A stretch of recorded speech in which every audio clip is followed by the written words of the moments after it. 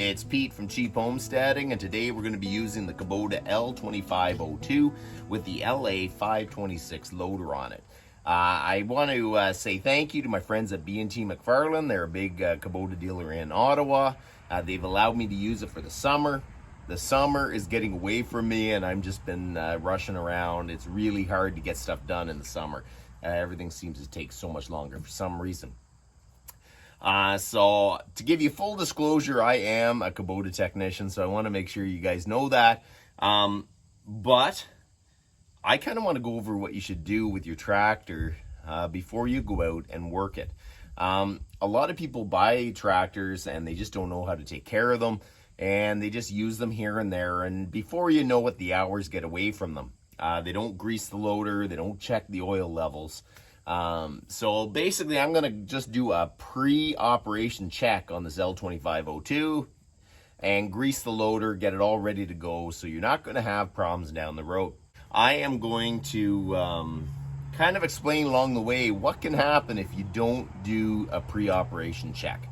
So let's go. So the L2502, I've had it all summer, and I haven't had a chance to run it too much. It's only got 10.7 hours on it.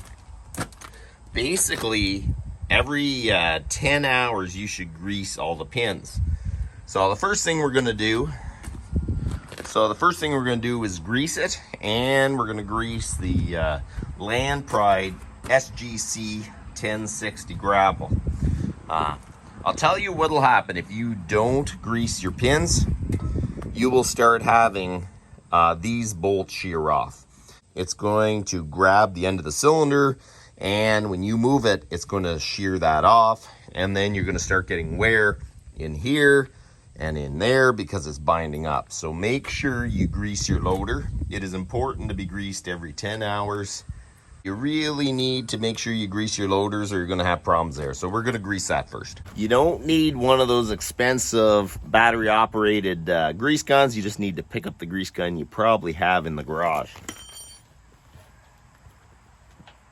So on your LA526 loader, like most loaders, you're going to have a grease fitting there, a grease fitting there, one under there, one there, one there. Any pivot point's gonna have one, and one there for your latches, and both sides will have that.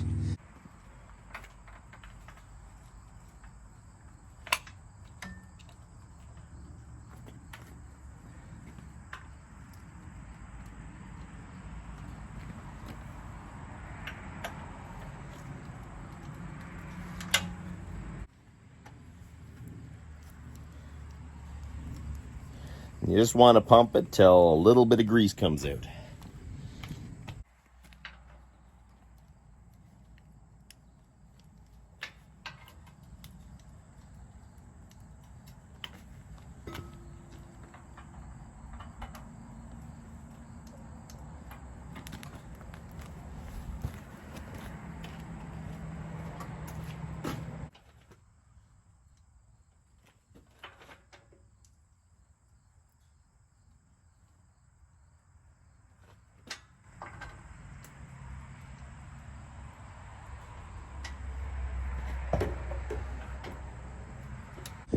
So the Land Pride SGC 1060, there's only two grease fittings here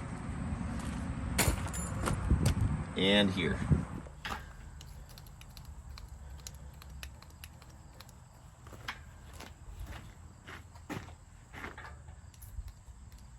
So the loader's greased. Now we're gonna grease the tractor. So the tractor's mainly, there's a brake shaft that needs to be greased. There is a steering linkage and the axle pivot, the 3-point hitch. There's not a ton of grease fittings on them, but we do need to do it. One of the important ones is actually the brake shaft that goes through the transmission. You want to make sure that it doesn't seize up. And you know what?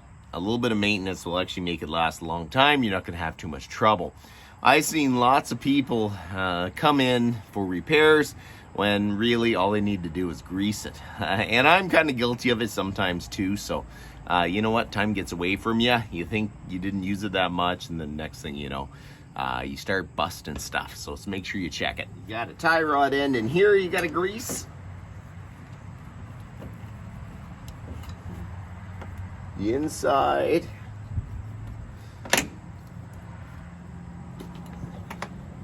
And the pivot for the axle.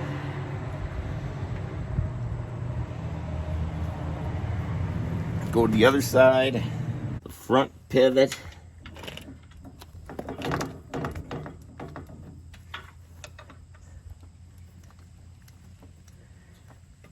Tie rod end.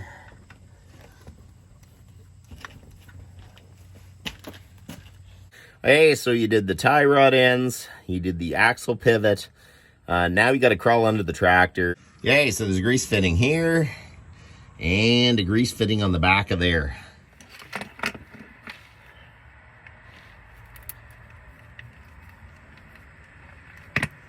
And on the back of your outside brake pedal. So now we got to grease the 3-point hitch, which is this grease fitting, this one, and that is it.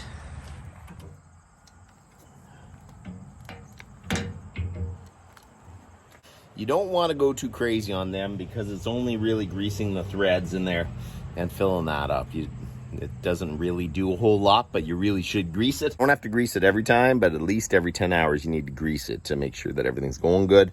Or if you let it sit for a very long time, you should grease it before you use it. But so now we're going to check the engine oil, coolant, and all that good stuff.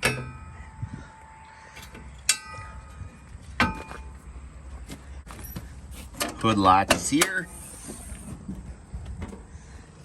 Filter, see how that's looking. Looks clean. Latch. Check the engine oil. The engine oil is good.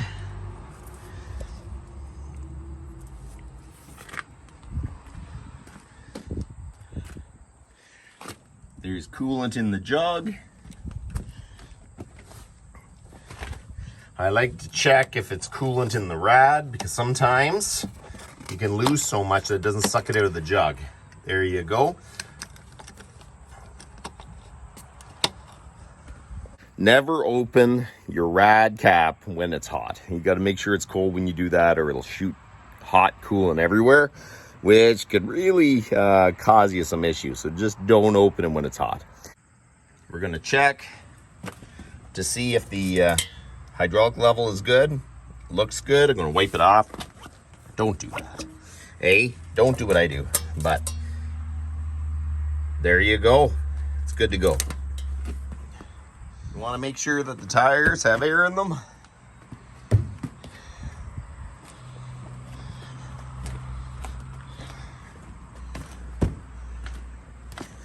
Okay, this is looking good. The next thing you got to check is the front axle level. I don't know if you got to check it every time, but pretty regularly. And I can guarantee that most people have never checked their front axle level. So you use a 14 mil wrench and you basically take the screw out and oil should come out, or it should be at least right to the level. And it is.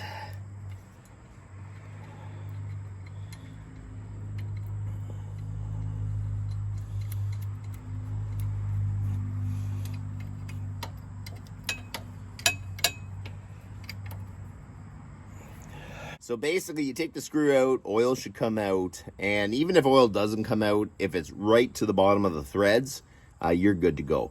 You just want to make sure that there's gear lube in it, because part of the issue is if you run low in there, there's a lot of expensive components in there. A lot of the problems we see are maintenance issues. You know, someone doesn't grease the pins, next thing you know, pins are falling out. You bend stuff. Other things are, there's a lot of expensive components in a front axle. It's worth just checking and making sure that you got oil in your front axle. Same with the transmission. There's a lot that can go wrong if you just let it go down. So it's really important to do a pre-operation check. Otherwise, these things are pretty bulletproof for sure. So that is all you got to do. And you really should do that before you operate it. and I'm pretty well sure that most of you guys don't check the front axles. So it's super important. Make sure you do your pre-operation check. So that's about enough for today. You guys have a good one.